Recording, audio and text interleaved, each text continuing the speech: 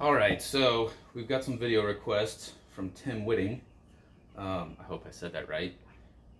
Tim wants Meat Mondays, talk about meat and how moist they make you. Topless Tuesdays, just sit there and drink and smoke topless, no talking. It's going to be mildly awkward. Wednesday Wisdom, backwoods wisdom and how to do things rednecks do. Tobacco Thursday, talk about your favorite cigar and the one that you smoked that day and what bourbon/whiskey goes best with it. Well, first of all, whiskey's an inferior drink because it's blended and it's not pure. We only drink bourbon whiskey. Bourbon can be a whiskey, but whiskey can never be a bourbon. Then on Fridays, we have Family Friday, just you interacting with your family, shooting or other outdoor activities. Well, we got plenty of those. So this is going to be Family Friday edition. We're actually going to be down here working on this wine rack project. And since I can't only smoke one cigar a week, we're going to do a cigar feature every single video. Today's cigar, and I'm not going to halfway do this for you guys, I'm actually going to tell you where the cigar came from. I do not have one favorite cigar. Some cigar lovers have a favorite cigar, and that's the only cigar that they smoke for the rest of their life. I have an explored palate, and so I like to try a lot of different cigars. And so I'm going to tell you about the cigar. I'm going to tell you about where I got the cigar, where the cigar came from, and I order my cigars off a really cool website called cigarbibs.com, and so they give you a description of most of these. This cigar that we're smoking today is a Diesel Unlimited Funk Fest Stout Barber Pole. As you can see, we have two different wrappers, which gives it a barber pole effect. And the description of this barber pole cigar, it says, well, thanks a lot, Diesel. I haven't had a proper haircut in months. Who has? So as I sit here rocking my newfound mullet, I'd like to show off the Diesel Unlimited Funk Fest Stout Barber Pole. The Unlimited line is one of my favorites, and this funky offering gives me the best of both worlds, Habano and Maduro, slapped into one delicious full-bodied core blend. Inside are rich tobaccos from Condiga and Esteli Nicaraguan, as well as spicy San Andreas leaves. The combination of each wrapper adds an unthinkable complexity to an already full-flavored gem. These cigars I purchased a couple weeks ago. I like to let them sit in the humidor for a couple weeks, maybe a month, before I crack into them, which is hard. And I purchased these cigars off Cigar Bids. I got 5 of them, and I paid $12.99. So if I go down to the local humidor, this is probably a $12.99 to $15 cigar. I paid less than $2 a piece for them. So we're gonna crack into this bad boy. While I have some fancy cigar cutters that I thoroughly enjoy, I have found this cheap piece of crap that I got for free is the perfect cigar cutter because you can never overcut the shoulder. I usually do a double. This just allows the cigar to breathe better, so you're not pulling on it so hard. It's got an easier draw, smoother draw.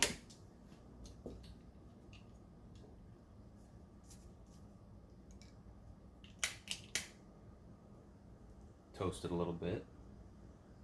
We're not in a hurry.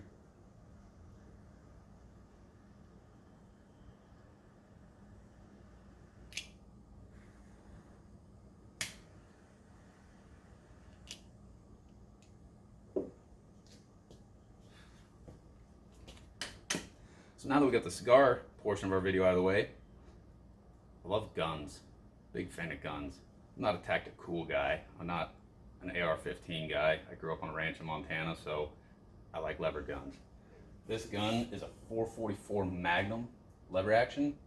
I was gonna put a scope on it, but I like to take this gun into the hunting stand with me when I'm on a bow hunt, just in case I see that monster buck that doesn't want to come in range and I don't want to miss out on a chance. This is my gun of choice. It's extremely fast for a lever action bullet, depending on the loads that you get, but it will set off tannerite, I'll tell you that much. And that gun was purchased a couple years ago as a Christmas present, and changed out the furniture on it. It came with a laminated Mexican rosewood stock, which looked really cool, but I like the walnut furniture with a stainless finish a little bit better, just gives it a richer look. Speaking of walnut,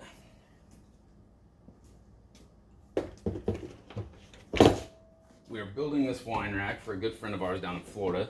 It has taken way longer than I ever thought it would have. Very challenging. This has never been built this way before, so I can't phone a friend. We're just learning as we go, and so that's what we're going to show you guys today is our Family Friday project. We got Riley on the video camera. Taylor's doing cleanup around the shop. The shop is an absolute mess. I'm not trying to impress anybody. This is how we live. We got the dog down here for comic relief. And then Chelsea's helping me with handing tools. So now that we've finished this bottom section, which I could do by myself to an extent, we're now up into the middle section, and these are 4x8 sheets of plywood. And I have huge sawhorses underneath, which Riley will show you in a little bit, as we're going to take the camera off the stand and we're going to go mobile, which will be a little bit shaky, but bear with us. So now that I'm up in this middle section, I'm kind of limited as to where I can move. I cannot step in the middle because there's no support, so I'll bow the plywood, which will screw up all of our joinery. So I have to stand on seams. So if it looks kind of like I'm playing a game of Twister, I am, and that's why. So let's end the cigar/gun review portion of the video, and let's get into making some joinery.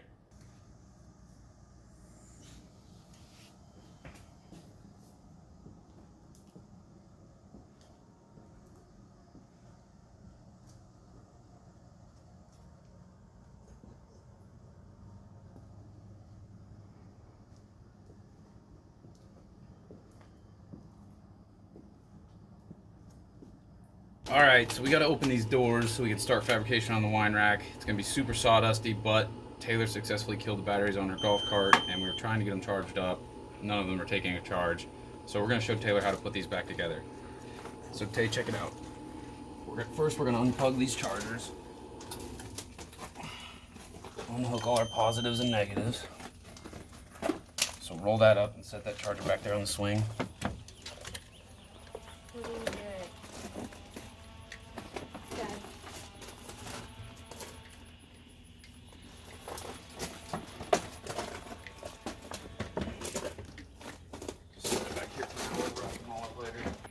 So all these nuts, you got to take these nuts back off, and all you do is put this battery cable back on, put the nut back on.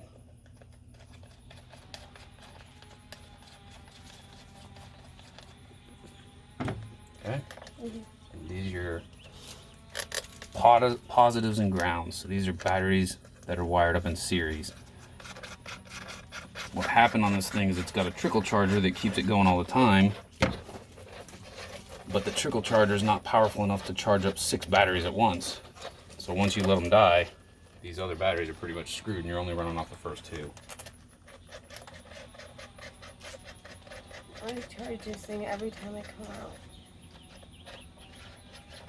Oh well, just to put batteries in it. Just gonna snug them up with a wrench. Not over tighten them.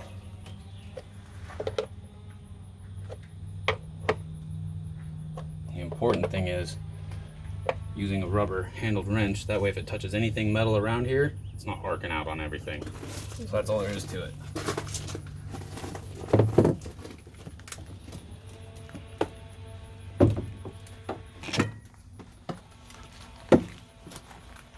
Dad, can I shut this? Mm-hmm.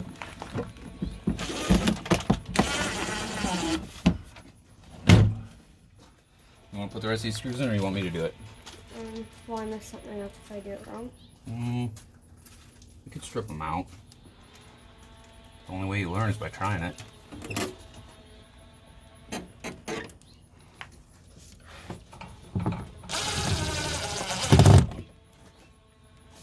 I'll try. See where they go?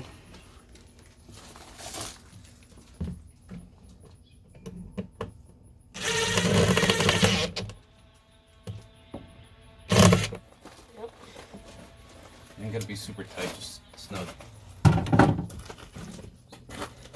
There's a difference between screws that hold things together and screws that just hold something down, and those are just holding things down. Alright, let's get this thing out of the way so we can open these doors up and get to work. Alright, now you're ready to move it. Where's your keys? You got your keys?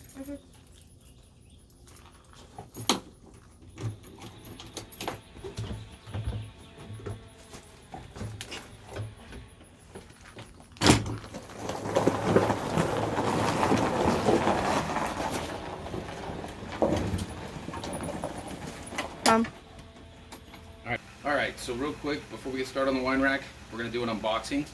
You're going to notice as you look around the shop, as we travel around the shop, a very common theme around here is DeWalt tools. I love DeWalt tools.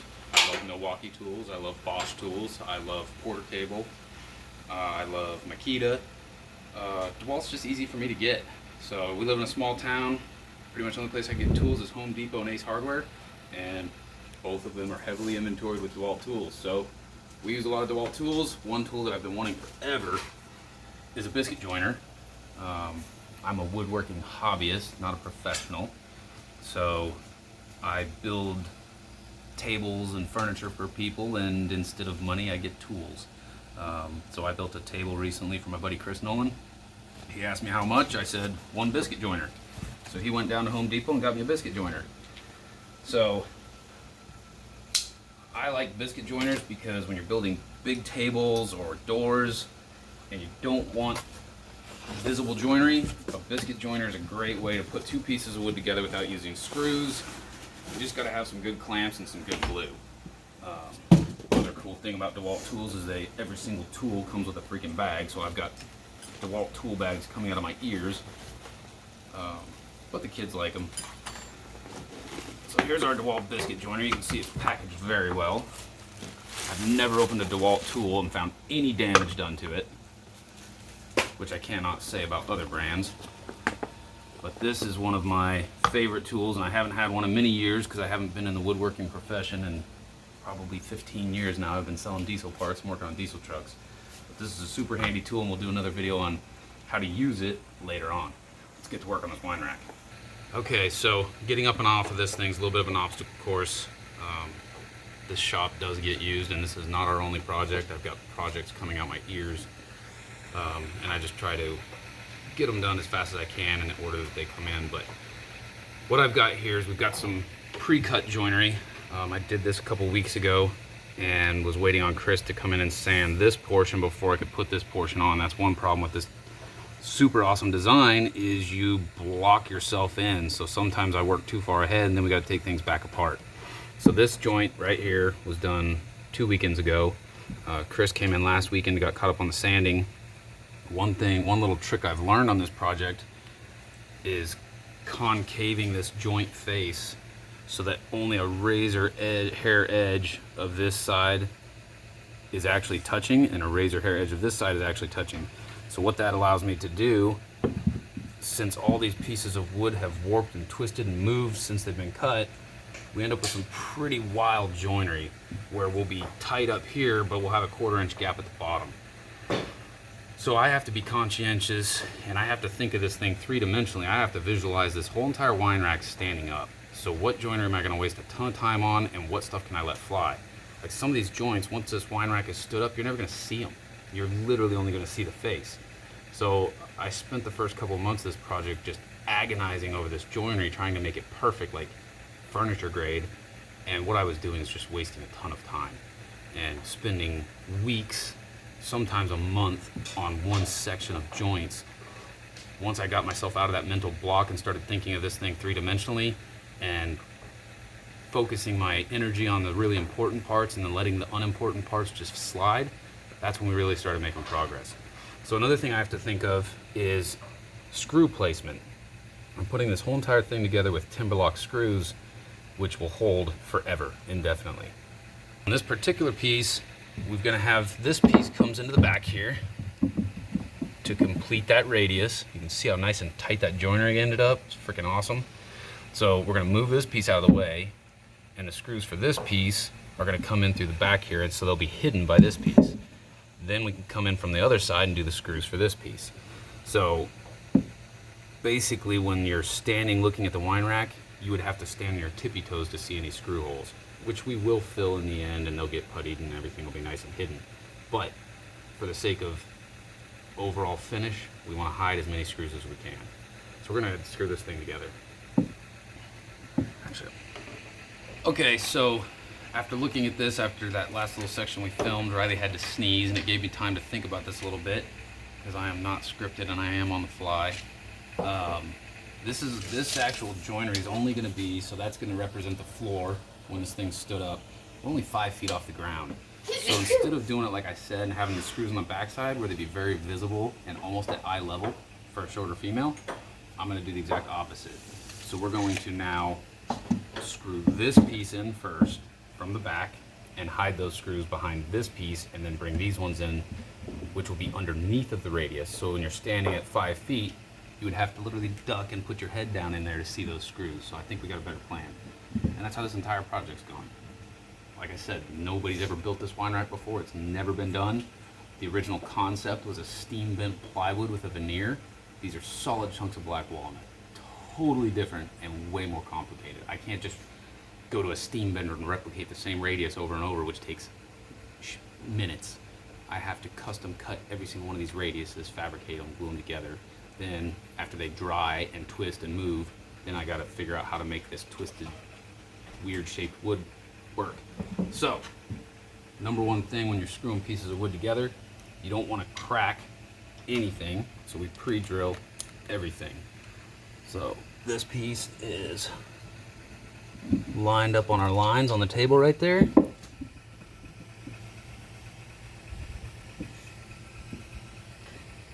So we're going to drill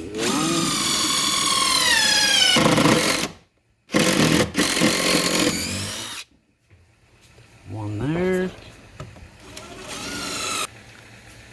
Okay, we had to do a brief pause because I had to fire up the air compressor to blow all the sawdust out.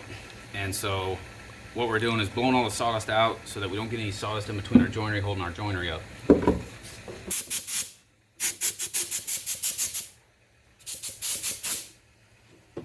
Alright, now the other thing we're doing is we're not only screwing this piece to this piece, we also have to screw it down to the plywood.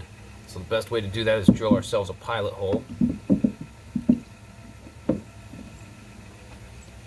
Look at where the end is here. We'll give ourselves a little visual mark so we know not to drill beyond that. This isn't a huge piece, so we don't need 14 screws in it, just one will be fine. So the wine rack is suspended 4 feet off the ground by sawhorses. So now I can crawl underneath there and I can see that reference hole, and I know that if I put a screw in there, it's going to hold this piece on. So we'll swap out our pilot bit.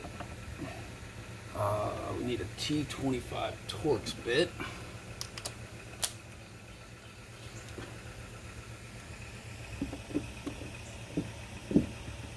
So, line it up on our mark. Look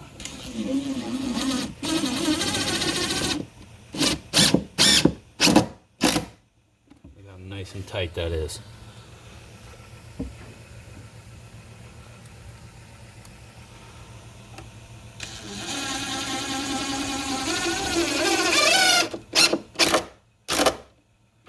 Check out that joint. Look how freaking tight that is. That makes me happy.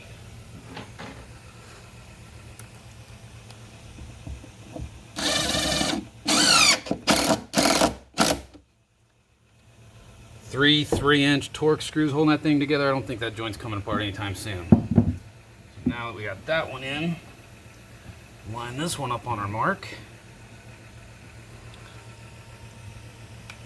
Take out our Torx bit, put our pilot bit back in. Now since these screw holes are going to be visible, I'm going to keep them down away from the edge as far as possible so they're not visually.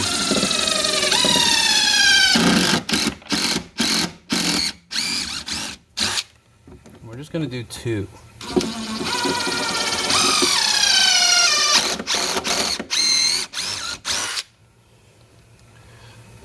Get our air compressor back out.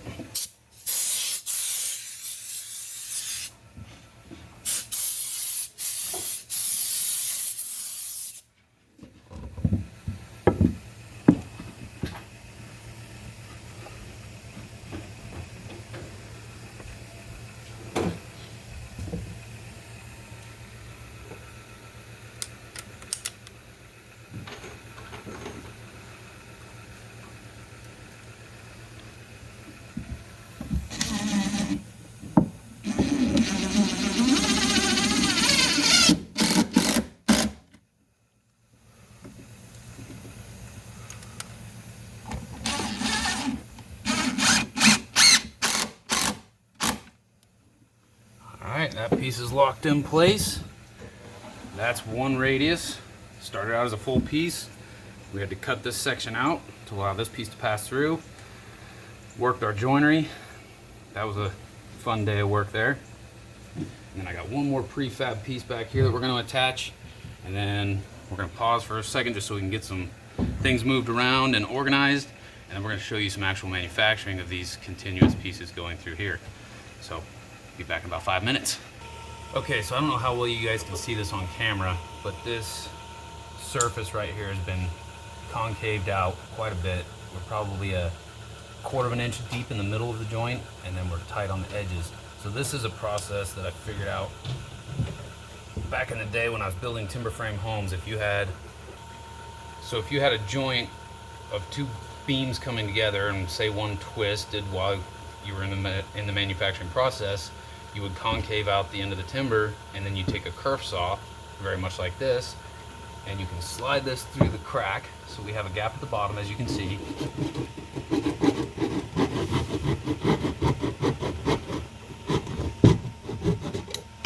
And each time we take a kerf out of there, we tighten the joint up by a 1/16 of an inch.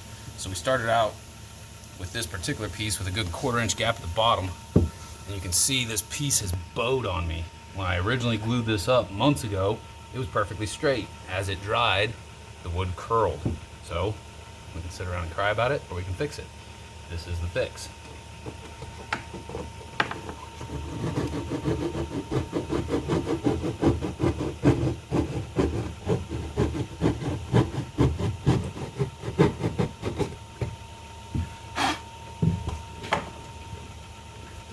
Starting to look like a pretty good joint. Probably one more kerf and we'll call this one good. So since I concaved that out, instead of trying to saw through 2 inches of black walnut by hand, I'm only actually cutting about a 1/4, maybe an 1/8 of an inch.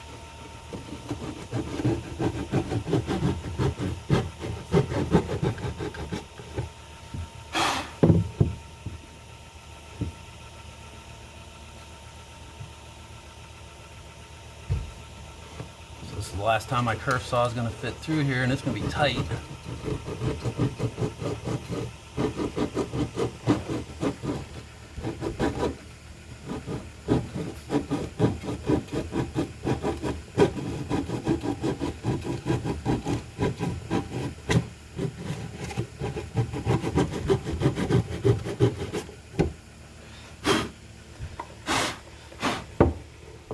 So that's it. So we've got a nice tight joint. It looks really weird right now because this piece is obviously fat. That's where Chris Jensen comes in and works his magic. He's an auto body guy, so he's got an eye for sanding that I'll never have. But he'll come in here and he'll blend this out and you'll never even see that. So we can go ahead and screw this piece down. Now we gotta be conscientious of screw placement. So once this is standing up, this surface will be facing the floor. So we're gonna run all our screws in from the back side.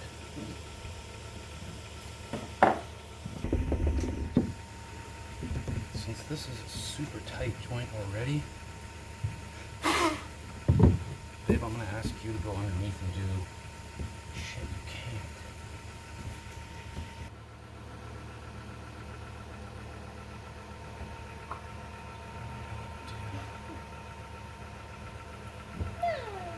Dad's little helper. Okay, so this piece, this whole thing's built in 3-4 foot sections. This particular piece is on a seam. So underneath we got a 6-inch wide sawhorse. So I don't have the luxury of going underneath and screwing it from the bottom to keep it from wanting to kick. You can see how warped the piece is. So when I pull this up tight, what's gonna happen is I run these screws in, it's gonna wanna push this end off the line. So I've put a little helper screw that you're not gonna be able to see to keep this piece fixed in place so that when I pull it in, it doesn't move on me. So all kinds of fun little tricks you learn along the way.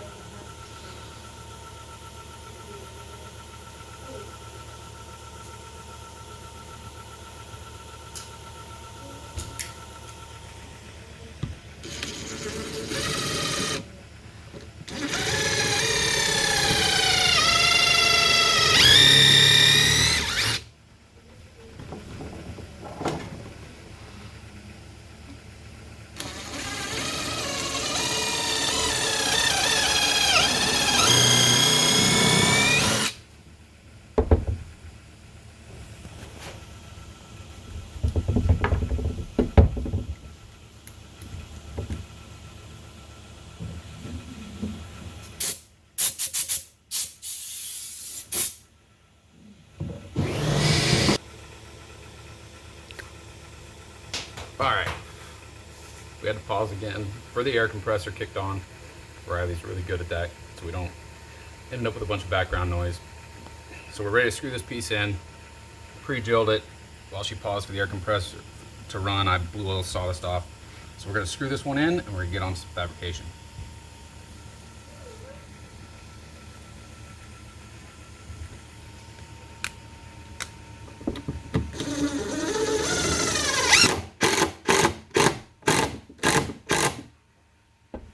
So if we had not pre-drilled that, that would have most definitely cracked that piece of wood. Very important to pre-drill everyone.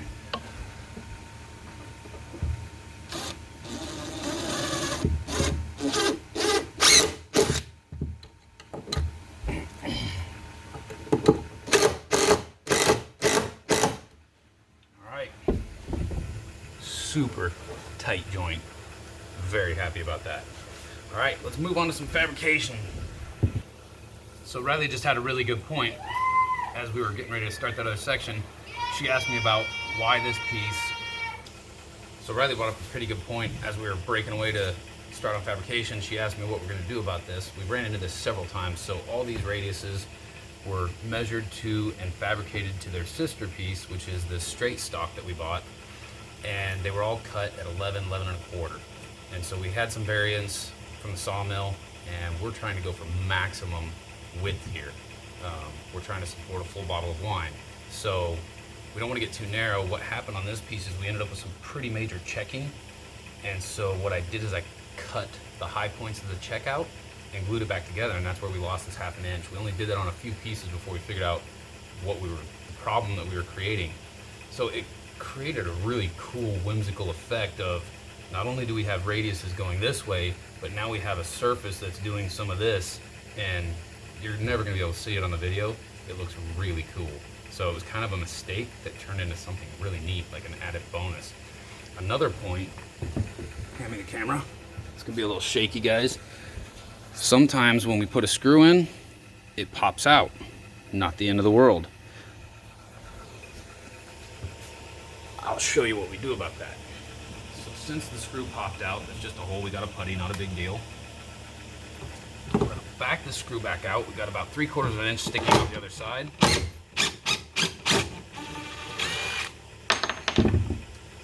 So we take our handy dandy cutters and we chop off 3/4 of an inch.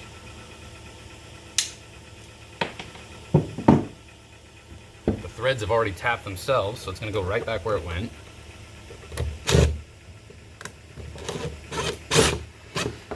So this can now go back in, tight as we want it to. No more screw popping out the other side.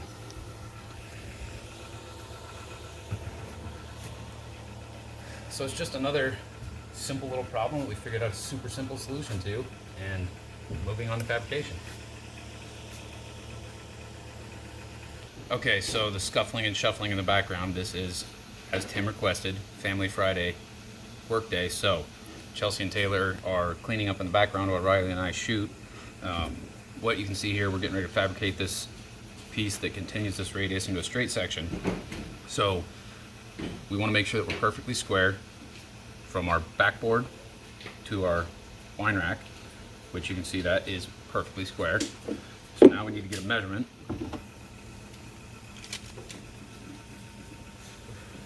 I always measure square to long point. So we are going to be exactly 13 inches square to long. And to get our angle, we've got this suggested layout on the table here. I don't care if it lines up perfectly, we'll stand that up when it's all done, as long as we get the look we're going for. So we are on a 49-degree angle. So 13 inches squared along on a 49-degree angle. Off to the chop saw we go.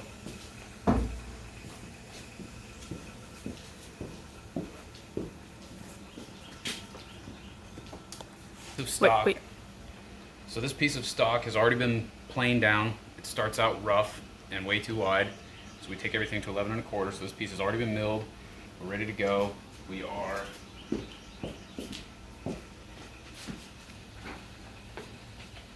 good on the length. We're actually gonna be a little bit long. So we've got 13 and a quarter to play with.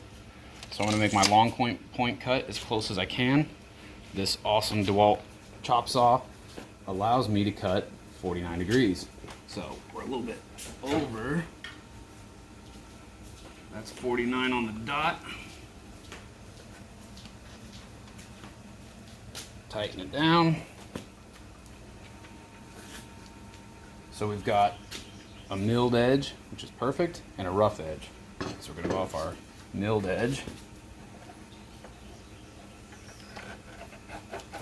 Somebody borrowed my saw and blocked the guard, which I'm not a huge fan of.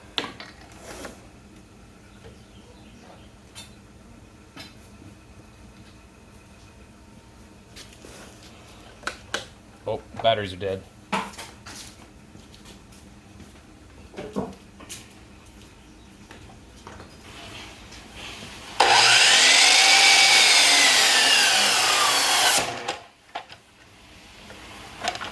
This is the joy of working with super bowed wood, because it likes to bind up in the blade.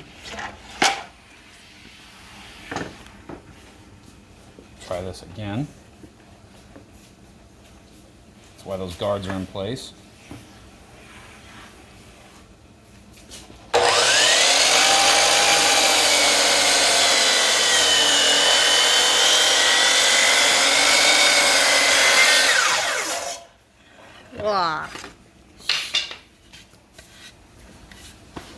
So we got our angle cut.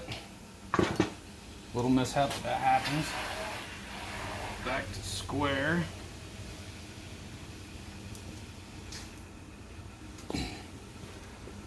Now, get our 13-inch measurement.